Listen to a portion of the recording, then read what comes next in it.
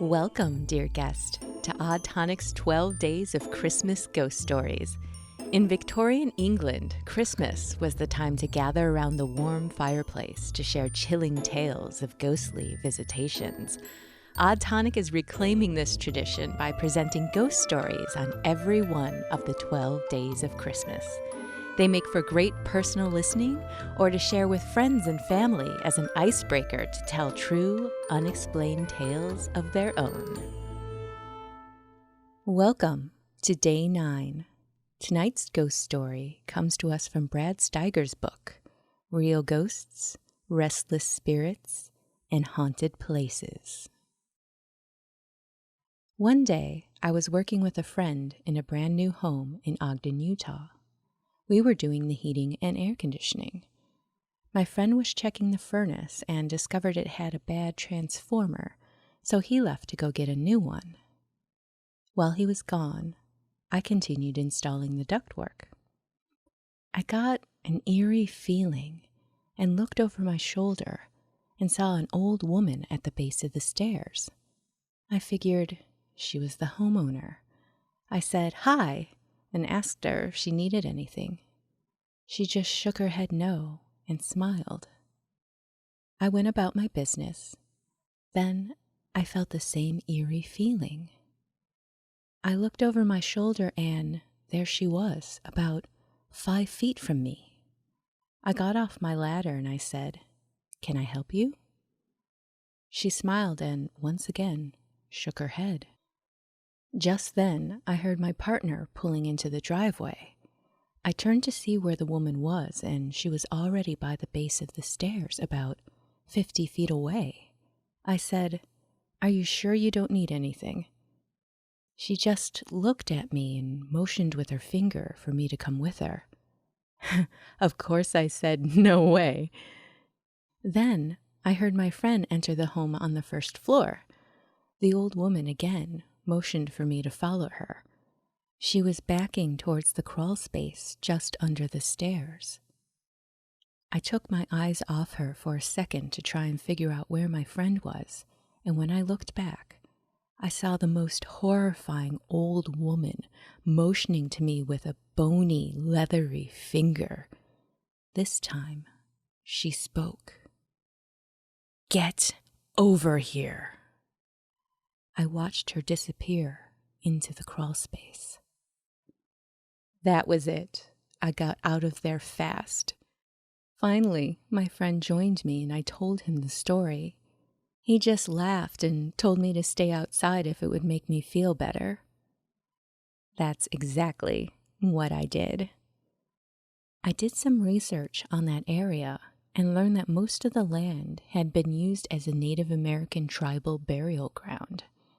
To this day, I haven't returned to that site.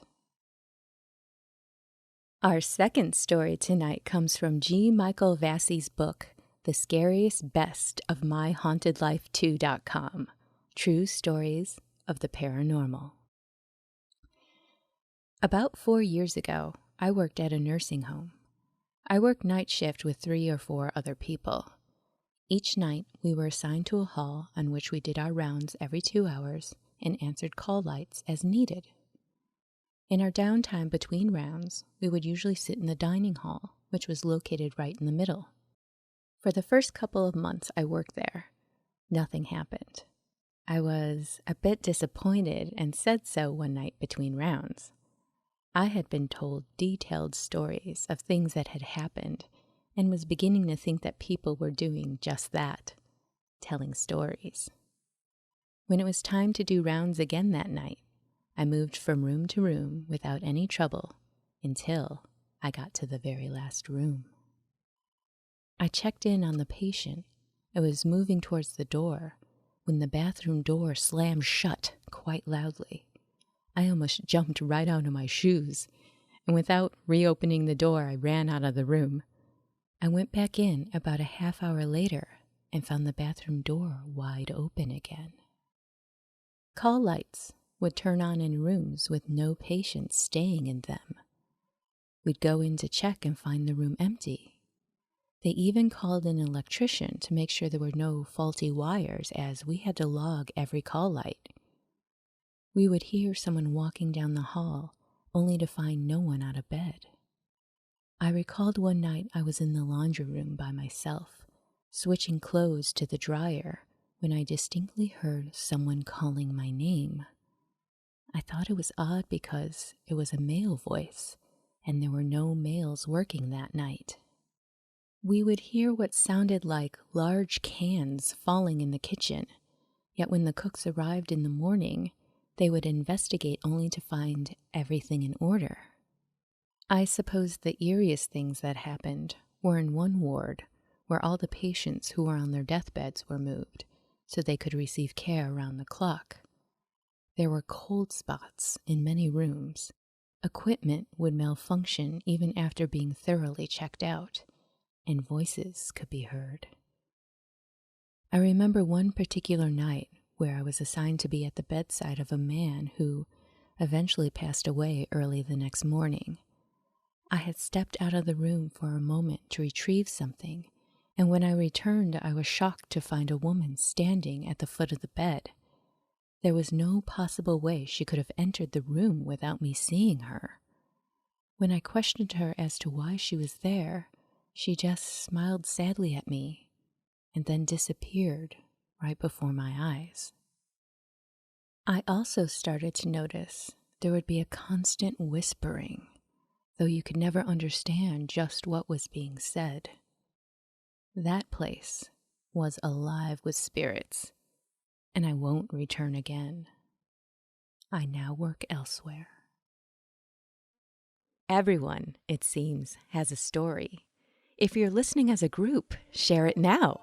Or send it to Odd Tonic. We'd love to hear it. You can reach us at theparlor@oddtonicsociety.com. Until then, join us again tomorrow for another thrilling, true tale on Odd Tonic's 12 Days of Christmas Ghost Stories. Be sure to subscribe on your favorite podcast app or on YouTube for future Odd Tonic episodes of weird history, strange science, and the paranormal. Good night.